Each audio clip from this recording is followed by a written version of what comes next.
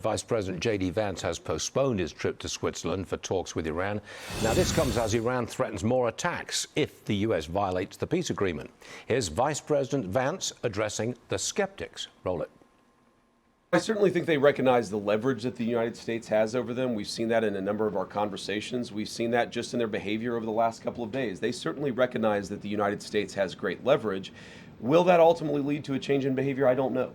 I've seen skeptics of the deal. People say the Iranians will never change their behavior. Well, maybe that's true, and if so, they don't get any of the benefits of the bargain.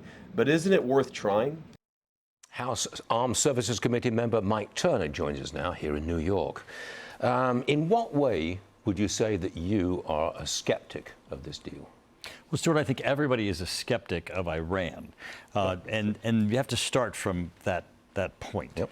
But that doesn't necessarily mean that you have to be a skeptic of whether or not we can move forward and find a deal. I mean, in the beginning of this, the administration said very clearly, very openly, that they had begun this military intervention to address the threat of Iran and their nuclear enrichment program and the threat of Iran as on its quest for a nuclear weapon. And Iran refused to declare that they would not seek a nuclear weapon. Well, now they have done so, proving that they can be negotiated with. They're taking the step in this MOU, this agreement to enter into negotiations, having said that they will take that step. Now, the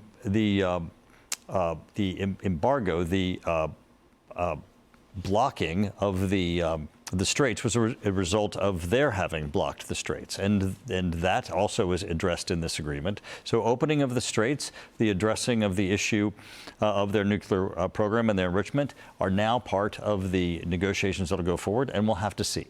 But it's going to take a lot of time, isn't it? There's a lot that's going to have to be done. We have the issue of enrichment. We have the issue of the nuclear material that is there. You have the issue of the funds that are frozen, what's going to happen with respect to the oil that's going to flow, how the program that is going to hopefully result in investment in Iran and maybe help the people in Iran and bring them toward the West will be administered? If they procrastinate and play for time, as they always do, and it goes on and on and on, President Trump would find it very difficult to revert to military power, start bombing them again. That would be very difficult. Well, the thing that has to be addressed, and as we saw here in what has paused the negotiations from going forward, is that they are the largest supporter of terrorism in the world, and terrorist organizations. Hezbollah having attacked Iran, Hezbollah having with Iran support, longtime support, now having attacked Israel, has broken these negotiations. It's great that we see now that there is a ceasefire between them, but we're going to have to see how that will go forward. Israel has to have the right to defend themselves. Sure.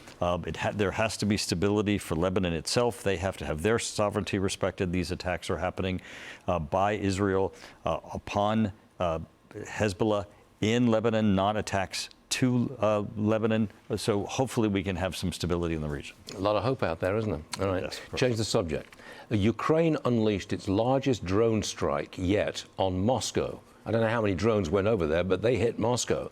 You've been supporting Ukraine for a while.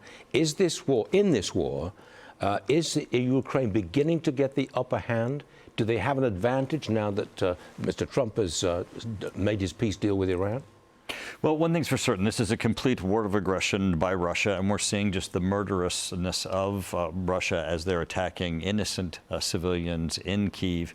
They've attacked one of their most sacred sites in Kyiv, as we saw the church that was just unbelievably attacked.